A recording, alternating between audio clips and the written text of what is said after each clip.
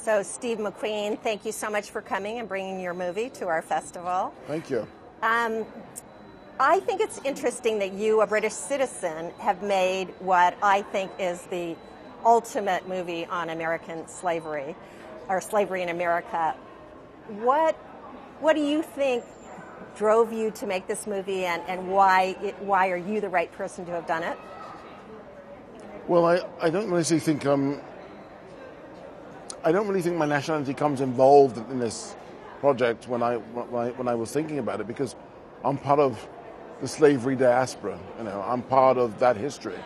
So the only difference between myself and African American is that their boat went right and my boat went left, and my mother and father were on that boat, and my sister and me were on the other boat. So it's much more of a, how can I say, much more of a connection rather than not.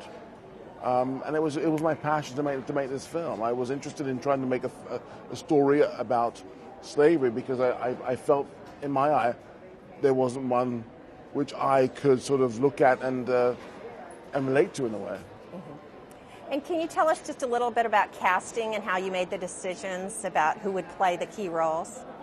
Well, Chiwetel Ejiofor, who plays Solomon, he was always going to be Solomon for me. I mean, there's a certain kind of dignity and grace and humanity in him that I needed to sort of carry through the movie. He had to hold on to that through the worst kind of adversity. Michael Fassbender, Michael is a very close friend of mine, and also I thought Epps, there's no one else who could play that character and give him soul. Mm-hmm. He's not just a one-dimensional baddie. There's a human being there, mm-hmm. and I thought Michael was the only person who could actually do that.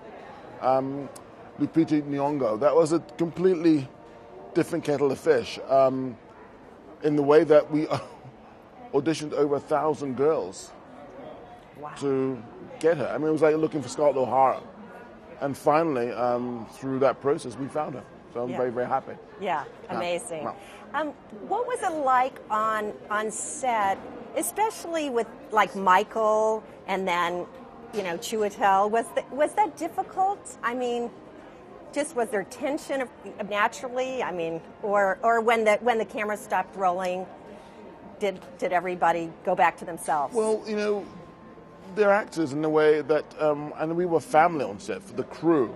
Like I said that all the crew involved in this film had a stake in the movie. So when we made that foundation for the actors to come in, it was much more like a family union as such. So one could actually go to certain places within the narrative which were dangerous, but at the same time come back and embrace one another. It was really kind of that scenario where in order to sort of do certain things, you've got to trust one another. So it was a real kind of camaraderie. Yeah, absolutely.